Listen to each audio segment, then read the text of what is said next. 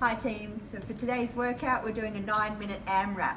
We are focusing on our legs today. We're going to do 8 split squats on each leg, then 8 box squat jumps with a plate, and we're going to finish off with 8 sumo pulse squats. Okay, here we go.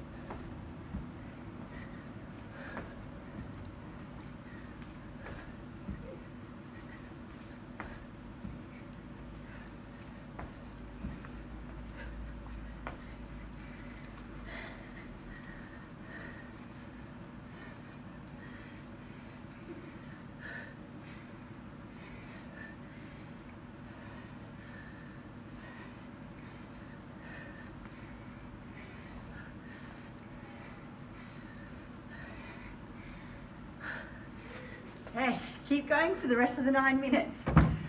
That was a little bit of a challenge going for the super low box, but choose your height according to how much you want to push yourself. Have fun.